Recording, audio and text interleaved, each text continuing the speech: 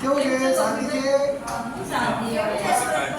અરે તબિયત ખરાબ ચાલે, વાતાવરણ બદલાયા કરે, વરસાદ પડ્યા કરે, તબિયત જ નહીં સારી રહેશે. દવાખાને રાખવું જ પડે.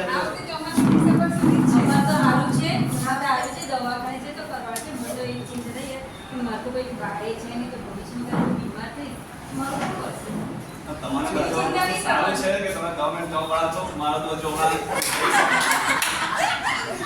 હમણાં હું એવા સ્ટેટમાં છું, મને હમણાં એવી ચિંતા છે કે હમણાં જે સીટ જે બહાર પડી છે નેશનલ લેવલમાં ઉચ્ચતર માધ્યમિકમાં, એમાં 99 સીટ છે. મારું મેરિટ લાગશે કે નહીં, મને વધારે ચિંતા લાગશે. ગવર્મેન્ટ નોકરી છે, વાત તમારી વાત બરાબર. જે ચિંતાઓ હોય તે તો હોય જ ને. માનસિક રીતે જે ચિંતાઓ આપણને અંદર ખાને થતી હોય એ તો થતી જ હોય.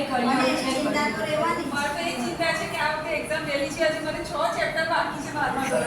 મને એ ચિંતા વહેલી થઈ ગઈ છે આ વખતે. કશુંભાઈ આપણે બગીચાને જરા ભેગા થઈ ચિંતા આપણે હળવી થઈ શકીએ. આ વાતો સારી વાત કરો, કરી સારી વાત. ચિંતાઓને ગુડ બાય કહો.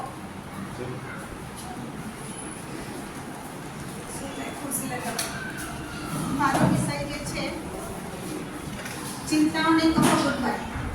હવે ચિંતાને કે આપણે કહેવાથી ગુડ બાય થઈ જતું નથી. તો આપણને બી બધાને ખબર છે કે આપણે અત્યારે જે સ્ટેજ ઉપર છીએ ને, તો એ ચિંતાઓ આપણી એટલી બધી હોય કે એક ચિંતાને દૂર કરે ત્યારે બીજું કંઈ પ્રોબ્લેમ આવી જાય છે. એક સમસ્યા ઊભી હોય એને સોલ્વ કરીએ તો ફરી પાછું એક નવો પ્રશ્ન આવી જતો હોય છે. તો આ જે ચિંતાઓ છે, ચિંતા એટલે શું? સૌથી પહેલાં તો આપણે રોજિંદુ જીવન જીવીએ જ છે ને, આપણે આખા દિવસમાં આપણે કંઈ ને કંઈ વાત હોય, હવે આનું શું થશે, હવે હું શું કરીશ, હું આ કેવી રીતે પૂરું કરીશ, કે હું અહીં કેવી રીતે જઈશ, કે આગળ હું શું કરીશ, એવા બધા પ્રશ્નો જે આપણા મગજમાં જે આવતા હોય છે એને આવતા જ હોય છે. અને આપણે પછી એ સમજીને આપણે કરીએ પણ છીએ, પણ એ તો આપણે ખાલી હમણાં વાત કરી રહ્યા છીએ, નોર્મલ ચિંતા છે.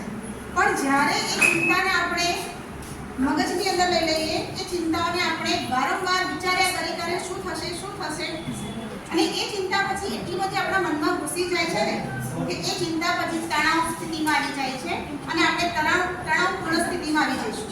અને તણાવપૂર્ણ સ્થિતિ જે છે એ ચિંતાઓથી ઘણી આગળ. નોર્મલ ચિંતા જે હોય ને એ માણસ એમાંથી બહાર પણ આવી શકે, પરંતુ જો એક વ્યક્તિ એક વખત તણાવની સ્થિતિમાં આવી જાય તો પછી આપણે એને સ્ટ્રેસમાંથી બહાર કાઢવાનો ઘણો અઘરો પડી જાય છે અને એના માટે આપણે બધા બહુ પ્રયત્નો કરવા પડતા હોય છે. તો ચિંતા જે છે તો રહેવાની જ, પણ આપણે એમાં તણાવમાં ન જતા રહીએ એટલા માટે થતું હોય છે કે એ ચિંતામાંથી કેવી રીતે આપણે બહાર નીકળી શકીશું. હવે આ જે ચિંતા જે થઈ રહી છે એ ચિંતાને આપણે બધી વાતો અત્યારે જોઈ કે હમણાં મિત્રો ભેગા થયા હતા મોર્નિંગ વોક માટે, અને બધાને પોતપોતાની સમસ્યાઓ છે. જે એજના હોય એ એજની સમસ્યા હોય, વિદ્યાર્થી હોય તો ભાઈ હું કેવી રીતે ભણીશ, મારું રિઝલ્ટ કેવું આવશે, અને એવી ઘણી આપણે સ્થિતિ જોઈ છે કે એ અભ્યાસમાં રિઝલ્ટ આવ્યું પણ ના હોય ને, અને ચિંતાના કારણે ઘણા બધા સુસાઇડ પણ થઈ જતા હોય છે. ઘણા વિદ્યાર્થીઓમાં અત્યારે થોડું પ્રમાણ હવે ઓછું છે, પણ હમણાં વચ્ચેના સમયગાળો હતો તેમાં આપણે દર વર્ષે એવા એટલી મેસેજ આવે છે કે આના કારણે રિઝલ્ટના કારણે રિઝલ્ટ આવ્યું બી નથી, પણ ચિંતામાં તે પોતાની જાતને ખલાસ કરી દે છે. જેમ ઉંમર વધે તેમ આપણી સમસ્યાઓ પાછી બીજી હોય, ચિંતાઓ બીજી હોય. કોઈને એવું કે ભાઈ લગ્નની ચિંતા હોય કે ભાઈ મને કેવું પાત્ર મળશે, એનાથી આગળ જાય તો એમના જે બાળકો જે છે એ બાળકો કેવી રીતે ભણશે, કેવું ભણશે, શું રિઝલ્ટ આવશે, અને એનાથી આગળ જાય તો સમસ્યાઓ આપણે આવવાની, ચિંતાઓ તો બધવાની જ છે, આવવાની જ છે. અને આપણે એક જ વસ્તુ છે કે આપણે એને કેવી રીતે સોલ્વ કરવાનું છે. હવે આ ચિંતા જે છે એ ચિંતાને આપણે આપણા શરીર ઉપર અસર થાય છે, ચિંતાને આપણી માનસિક અસરો પણ થતી હોય છે. તો માનસિક અસરોમાં આપણે બધાને ખબર છે કે કઈ પ્રકારની માનસિક અસરો હોય. એકદમ આપણે કન્ટિન્યુ ચિંતામાં રહીએ તો ડિપ્રેશનમાં આવી જવાય છે. ડિપ્રેશનમાં એટલે કે આપણે કશું ગમે નહીં, કોઈ સાથે વાત કરી ના ગમે, એકલા રહેવું ગમે. અને એ ચિંતા જે છે કે જેના કારણે આપણે આપણી ચિંતાનો ભાર બીજાને આપી દેતા હોઈએ છીએ.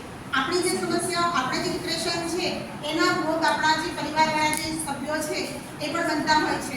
આપણા મિત્ર વર્તુળના હોય તો બને છે. અને એમને શિક્ષક તરીકે જો આપણે હોઈએ ને આપણે જો સ્ટ્રેસમાં આવી જઈએ તો આપણે આપણા વિદ્યાર્થીઓ સાથે પણ ક્યારેક અન્યાય થઈ જતો હોય છે. બીજું આપણે કહીએ તો આપણી જે સમજ શક્તિ જે છે ને એ સમજ શક્તિનો નાશ થઈ જાય છે. સમજ શક્તિનો નાશ થાય એટલે કે આપણે સમજીએ છીએ કે આ વસ્તુ કરવાની છે છતાં આપણે કરી નથી શકતા અને એના કારણે આપણું જે ગોલ જે છે એ સિદ્ધ થઈ શકતું નથી. આપણી સમજ શક્તિનો સંપૂર્ણ નાશ થતો હોય છે. આપણે જે નિર્ણયો લેવાના હોય નિર્ણયોમાં પણ સમય લાગે છે કેમ કે આપણે જે નિર્ણય લેવાનો તાત્કાલિક પણ આપણે ટેન્શનના કારણે કોઈ નિર્ણય નથી લઈ શકતા કે મારે શું કરવું છે, મારે કેવી રીતે કરવું છે. આપણામાં નિર્ણય શક્તિ ઓછી થઈ જતી હોય છે. આપણે નિરાશ થઈ જઈએ, કશું વિના મારાથી નહીં થાય, હું નહીં કરી શકું, મારાથી નહીં થાય, મને થશે જ નહીં. એવી રીતે આપણે નિરાશ થઈ જઈએ છીએ, નિરાશાવાદી બનીએ છીએ અને આપણાથી કશું કંઈ કામ થઈ શકતું નથી. અને ચિંતા હોય તો ક્યારે ઉકેલ ના મળે. ચિંતા જે છે એ હંમેશા ઉકેલ આપતો નથી પણ આપણને વધુ પડતા પ્રશ્નોમાં નાખી દે છે. એટલે આપણે ચિંતામાંથી બહાર આવીશું તો જ આપણે ઉકેલને મેળવી શકીશું. આ બધી જે હતી એ માનસિક અસરો છે. આપણે કેટલીક શારીરિક અસરોની પણ વાત કરીએ. ચિંતાના કારણે આપણે શારીરિક અસરની અંદર સૌથી પહેલાં તો અનિદ્રાનો ભોગ બનીએ છીએ.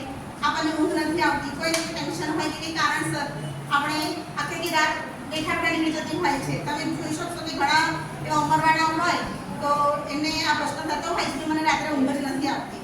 એવા ઘણા બધા વ્યક્તિઓ હોય છે. આપણા શરીરની રોગ પ્રતિકારકતા ઘટે છે. રોગો સામે આપણે લડવાની ક્ષમતા જે હોય એ ઓછી થઈ જાય. એટલે આપણા શારીરિક અસર પણ થતી હોય. આપણા વજનમાં વધઘટ થાય, વજન વધી પણ જાય, ઘટી પણ જાય. જો એટલું બી કરો પણ આપણે ટેન્શનવાળું વાતાવરણ હશે ને તો વજનનો કોઈ ફેરફાર થશે જ નહીં. આપણે કેટલાક પ્રયત્નો કરીએ, વજન ઉતરતું નથી અને ઉતરેલું હોય તો વજન વધતું નથી. એટલે આ ડિપ્રેશનના કારણે આપણા વેટ પર બી ઘણો બધો પ્રભાવ પડતો હોય છે.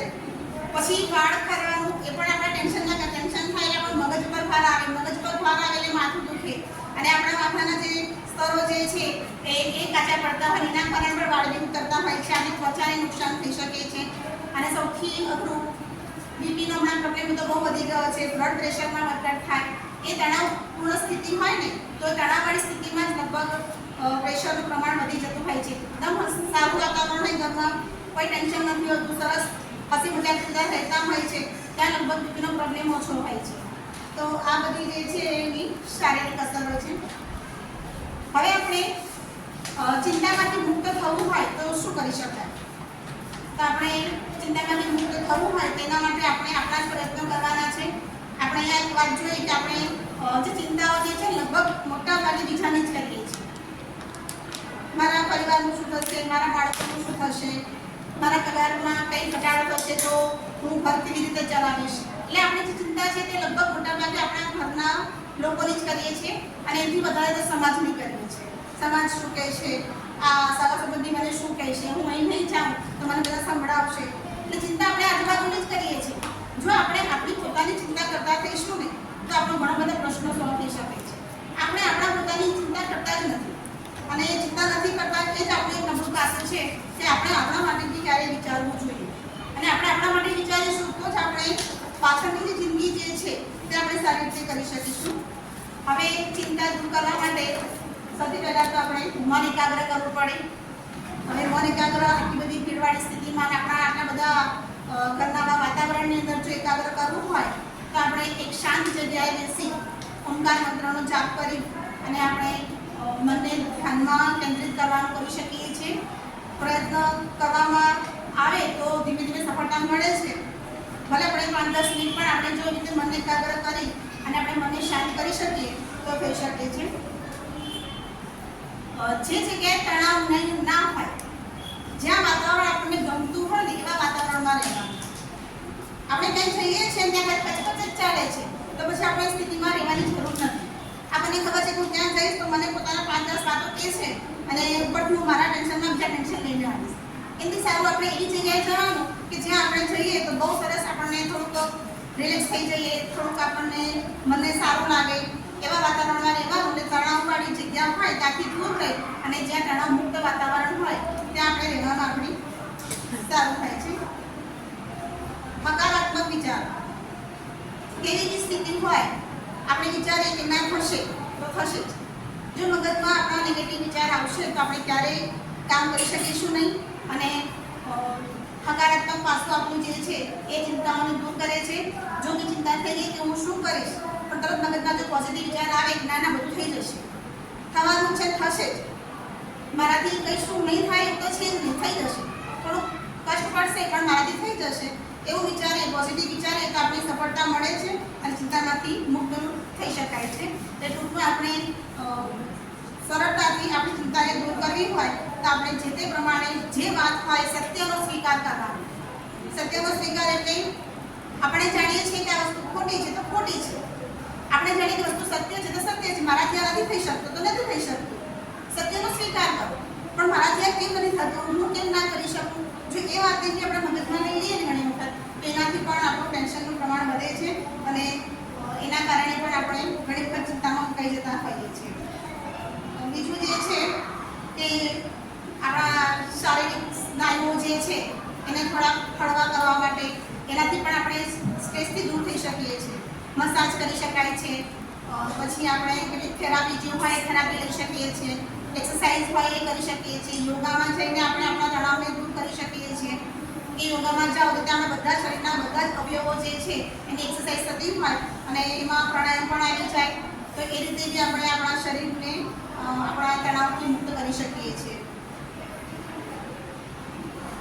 5 મિનિટની અંદર આપણે કેવી રીતે આપણા તણાવને દૂર કરી શકાય એવા કેટલાક નાના નાના મુદ્દા છે એ આપણે જોઈએ કે 5 મિનિટમાં આપણે કેવી રીતે આપણા તણાવમાંથી મુક્ત થઈ જઈએ. એકદમથી ગુસ્સો આવી જતો હોય, ઘરમાં એક પ્રસંગ એવો આવી ગયો હોય ને એકદમ ગુસ્સો થઈ જાય, એમાં મમ્મી મને કહે છે કે જ્યારે બહુ ગુસ્સો આવી જાય ને તો તારે 2 ઘૂંટડા પાણી પી લેવાનું. આપણે એમ તો ગુસ્સો ના કરીએ પણ ક્યારેક આપણા બાળકો સાથે ગુસ્સો થઈ જાય એટલે મમ્મી કહે કે ભાઈ તને ગુસ્સો બહુ આવી જાય ને તો આપણે 2 ઘૂંટડા પાણી પી લેવાના અને શાંતિથી બેસી જવાનું. 5 મિનિટમાં આપણે મન શાંત થઈ જાય. તો એ રીતે આપણે માટલાનું ઠંડુ પાણી પીએ તો આપણે એકદમ થોડાક શાંત થઈ જવાય છે. ગ્રીન ટી પીવાથી પણ મનને શાંતિ મળે છે. એવું નથી કે વેટ રિડ્યુસ માટે જ ગ્રીન ટી યુઝ કરવામાં આવે છે, પણ ગ્રીન ટી જે છે એમાં થિયોનિન પ્રકારનું એક રસાયણ આવેલું છે અને એ આપણા મનને શાંત કરવાનું કાર્ય પણ કરે છે. એટલે ગ્રીન ટી જે છે તે આપણે ઘણી વખત જમ્યા પછીના સમયમાં પીતા હોઈએ છીએ તેના કારણે આપણે ફાયદો થતો હોય છે. મધ આપણે બધા જાણીએ છીએ કે મધ જે છે એ આપણે કોઈ પણ પ્રકારના રોગમાં તો ઉપયોગી છે. તણાવપૂર્ણ સ્થિતિમાં પણ જો આપણે ચમચી મધ ખાઈ લઈએ તો એનાથી પણ આપણા શરીરમાં ચોક્કસ પ્રકારે શાંતિ મળે છે. આપણા જે હોર્મોનલ જે છે એમાં ગ્લુકોઝની માત્રા એકદમ વધે એટલે ઓટોમેટિક આપણા મનને તે શાંત કરે છે. ત્રીજું જે છે સંગીત સાંભળવા. સંગીતનો શોખ તો બધાને જ છે પણ કેવું આપણે એટલો સમય ના હોય કે આપણે સાંભળવા બેસી જઈએ. 10 મિનિટમાં આપણે જેમ તે પ્રકારે 2 ગીત સાંભળી લઈએ છીએ. તો હવે એના માટે આપણે શું કરવાનું? કંઈ નહીં, આપણે એકલા છીએ, આપણે જે બહુ સરસ ગીત ગમતા હોય એવા 5-6 ગીત ગાઈ લેવાના અને 5-6 ગીત ગાઈ એટલે આપણે એકદમ ઓટોમેટિક લાગશે ના જુદા જુદા ગીતો સાંભળીને બહુ મજા આવે છે. તેવા ગીત પણ સાંભળી લેવા છે. બીજું જે છે ડાર્ક ચોકલેટ ખાવાની, એનાથી નિદ્રા બી સારી આવે છે એવું મેં અનુભવેલું છે અને એનાથી આપણા સ્ટ્રેસ બી ઓછા થાય છે ઝડપથી. ચિંગમ ખાવાથી ચિંગમ વધુ પડતી ખાવી નહીં પણ ક્યારેક આપણે તણાવપૂર્ણ સ્થિતિ હોય તો ચિંગમ ખાવી સારી, કેમ કે આપણા જે મોના સ્નાયુઓ જે છે એ સ્નાયુનું હલનચલન થાય અને એનાથી આપણું માનસિક રીતે ડિપ્રેશન જે હોય, ચિંતા હોય એમાંથી આપણે મુક્ત થઈ શકાય છે. ક્યારેક ઊંધી ગણતરી કરવાની, ઘણા કેટલા રાત્રે ઊંઘ ના આવે ને તો ઊંધી ગણતરી કરવાની, 100, 99, 98, 97, 96 1 સુધી જવાનું તો એ પણ આપણા માટે સારું છે. કેરી સિઝનમાં આપણે કેરી ખાઈએ છીએ એમાંથી એના પ્રકારનું દ્રવ્ય મળે છે, કમ્પાઉન્ડ છે અને એનાથી પણ તણાવ ઓછો થાય છે. પછી આપણે ઓશિકા પર માથું રાખીને ખાલી આપણે આરામ કરીએ, ઊંઘતા નથી, તેનાથી પણ આપણે રિલેક્સ થઈ જવાય છે. બહુ કામ કેટલું થઈ ગયું હોય તો 2 દિવસ રજા રાખી અને સરસ જગ્યાએ ફરી આવો તેનાથી પણ આપણું મન શાંત થઈ જાય છે. અંધારામાં રહીએ ને તો આપણને ગમતું નથી. મને બિલકુલ અંધારું ગમતું નથી, મને એકદમ લાઈટ જોઈએ. એટલે અંધારામાં હોઈએ ને તો આપણે થોડાક મનને એવું થાય એના કંઈક સારું નહીં લાગે અને એના માટે આપણે સૂર્યના તડકામાં જો રહીએ વધારે સારી રીતે પ્રકાશમાં રહીએ તો બહુ સારું રહે છે, તણાવ ઓછો થાય છે. બાળમાં બ્રશ કરીએ 10-15 વખત 5-10 વખત કાંસી ફેરવી નાખો તો બી માથામાં રિલેક્સ થઈ જાય છે. મસાજ કરવાથી બી સારું થાય છે. મનગમતી જગ્યાએ ચાલવા જઈએ તો આપણો સ્ટ્રેસ ઓછો થાય છે અને સૌથી સરસ આપણા કોલેજના મિત્રો સાથે વાત કરી લઈએ બહુ મજા આવે છે. તો આવી રીતે આપણે સ્ટ્રેસમાંથી દૂર થઈ શકાય છે. અને છેલ્લે એક વાત રોજ સવારે ઉઠીને બોલો કે હું ખૂબ ખુશ છું, હું ખૂબ આનંદિત છું, મને કોઈનો ડર નથી, હું લીડર છું, આખું બ્રહ્માંડ મારી સાથે છે. અને એવા 5-10 વાક્ય બોલી અને આપણે બધી શરૂઆત કરીએ તો ઘણો ફેર થાય છે. અસ્તુ. પહેલી વાત તો હું મારા પોતાનો જ મને હમણાં વખત બહુ ચિંતા થતી હતી કેમ કે ચિંતા નહીં પણ મને ખાલી આટલું નથી આવતું પણ આ બધા જ પ્રયત્નો મેં કરેલા છે અને મને હમણાં હું પોલીસ પાછું મને આજે પ્રોબ્લેમ થશે બોલતી નથી પાછી પણ સારું રહે છે. એક નરસિંહ મહેતા હતા જેનું નામેરું ભગવાને પૂર્યું હતું અને બીજા ગૌચર માતાજીના જે ભક્ત હતા ગૌચર માતાએ રસ રોટલીનું આખું શાક જમાડી અને એને સ્પેસ મુક્ત કર્યા હતા આધ્યાત્મિક બનો. પછી મેં મહાવીર સ્વામીને સરસ ક્લિપ જોઈ હતી. મહાવીર સ્વામીના ચિત્ર પણ એવું હતું કે જમવાનું બહુ ઓછું હતું હવે પતિ કેમનું જશે એટલે પહોંચી કેમ ના વળીશું પણ આખી 3 થી 4 વખતની પંગત જમી ગઈ પણ એ ક્યાંય ઓછી થતી નથી. આ એક આપણો મનનો વિશ્વાસ હોય પછી એમાં આધ્યાત્મિકતા આવી જ જાય છે. એટલે આપણે જો આધ્યાત્મિક રહીશું ને તો આપણે ઓટોમેટિક આપણું મન જે છે ને શાંત રહે છે. ચિંતા એ માનસિક છે, શારીરિક નથી. પણ એની શારીરિક અસરો થાય છે. એના માટે કસરતો થાય છે પણ તમે એકદમ વિચાર શૂન્ય થઈ જાઓ ને તો તમે ચિંતામાંથી મુક્ત થાઓ અને એનો જ માર્ગ છે ધ્યાન, યોગ અને આધ્યાત્મ. સૌથી બેસ્ટ ધ્યાન કરવું જરૂરી છે અને હવે તો આપણે ધ્યાનમાં રહેવાની થોડીક વધારે જરૂર પડે અને મને તો બહુ જ ગમે છે પણ હજી મને અને તમે જે 5 સેન્ટેન્સ કીધા કે સવારે એટલે કે મતલબ કહેવાનો મતલબ એવો છે કે નેગેટિવ Positive વિચારો, positive. અને પોઝિટિવ વાતાવરણમાં તમે રહો અને પોઝિટિવ વાતાવરણ એ જ કે હું જે પણ કરું છું એ સારું જ કરું છું અને જે થઈ રહ્યું છે એ સારા માટે જ થાય છે અને જે પણ કરે છે કુદરત એ સારું સારા સારા માટે કરે છે. એટલે સત્યને સ્વીકારો અહીંયા. સત્યને સ્વીકાર. એટલે બહુ જ કેસ જોયેલા છે. ચિંતાને એક વાર એવું કહેવાય છે કે જેમ હૃદય આખા લાકડાને કોરી ખાય છે ચિંતા તેમ ચિંતા આખા શરીરને કોરી ખાય શરીરને પૂરી થાય સાથે એના કુટુંબ પરિવારને પણ છે. બધું જ આખું છિન્ન ભિન્ન કરી નાખે. ચિંતા અને ચિંતા સમાન છે. હા.